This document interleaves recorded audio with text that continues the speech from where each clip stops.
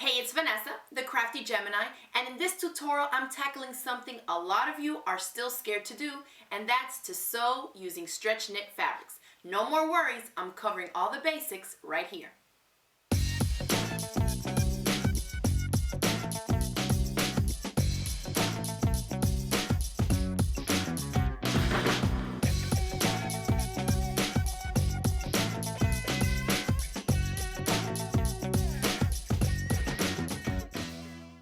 So when we're dealing with knit fabrics, okay, they come in all shapes and sizes pretty much. They can be solids like these, or they can have prints on them like these.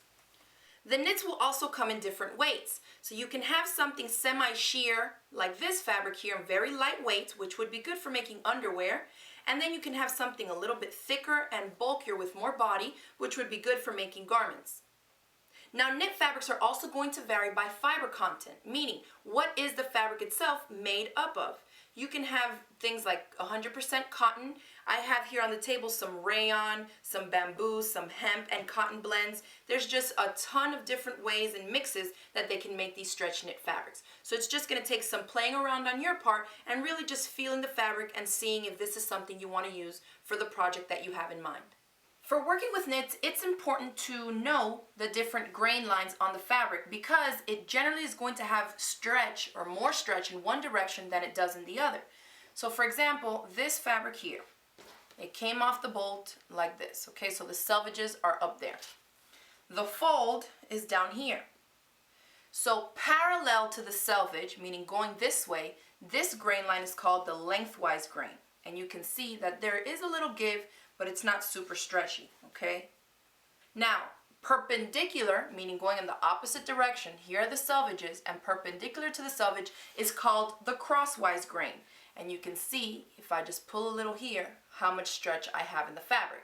So generally, knits are going to have more stretch along the crosswise grain than they do along the lengthwise. And that's generally, you will have some knits that are four-way stretch, and they'll stretch about the same in both different directions. And the importance of that is that we want the crosswise grain. If we're laying our pattern pieces on top of our fabric, generally you'll see something that says stretch, and it'll tell you in which direction the stretch of the fabric should be going. So in this case, the stretch needs to be going left to right on the body piece, okay? I'm not gonna lay it like this because left to right here, I don't have that stretch. So this pattern piece would have to be laid out somehow like this, so that the stretch is going along with the arrow that's required on my pattern piece. And for a better visual of that, here's a little shirt that I made from that pattern for my daughter. When you're making an article of clothing, the stretch needs to be going left to right along the body, okay? So the stretch is going this way instead of vertically, because it's not really going to get stretched too much up and down, but in the movement of the body, and if it needs to cup around, your waist and your hips and things like that, we need that extra stretch there.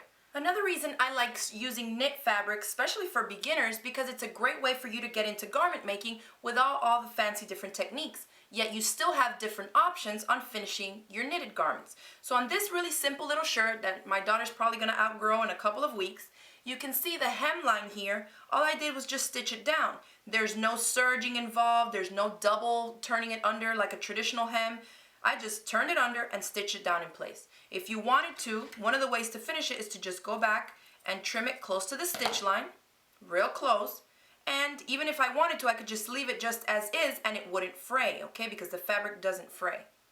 Another way to take advantage of these edges that don't fray is to maybe I can make myself, say, a tank top or a nice little shirt out of this fabric and not even bother hemming the bottom. I can just leave it as is, and the hem will just look just like this, unfinished and just straight flat, and I don't have to worry about it. You may be able to get away with using just your basic old universal needle if you're sewing with medium to heavyweight knits. If you're using the lightweight stuff, okay, the single knits that kind of roll on you when you tug on the stretchier side, you definitely want to go ahead and jump on that ballpoint needle. The significance of the ballpoint is that it's a rounded tip instead of being sharp and pointy. So as it stitches along, instead of damaging the fabric fibers, it's actually just nestling itself in between the fabric fibers. Definitely going to save you a lot of headaches. You're going to get a lot better stitch quality and you won't be damaging the fabric fibers. And then you also just want to look and see what size you're getting, okay? You can see the lower the numbers, they're going to be for the lighter weight knits, just like you would be choosing out your universal needles, okay? This is a 1490, so this will probably be for the more heavier weight knits. And then I have here a 911, it says 965, 1175 ballpoint, and this is the one that I'm gonna go with for my more lighter weight ones, okay? So you wanna make sure that you have a ballpoint needle in your sewing machine. The other thing I like to use is for the presser foot on my machine. If you do have a plastic one, go ahead and use that, but in my case I don't. I can still sew through it fine. It's not a big deal. You just have to go a little bit more slowly, I think. Well, if you have just a clear plastic foot to use on your machine, it will help the fabric glide through a little bit smoother than the metal ones. If you don't have one of these walking feet, I highly recommend that you pick one up. Even if you don't plan on sewing with stretch knits, these are great to have on hand for all different types of craft and garment sewing projects. The main thing about the walking foot is, you know on your sewing machine that it has like little teeth that pull your fabric through as you sew? Well, those are called feed dogs. And what this foot does is it also has its own feed dogs, these little teeth down here.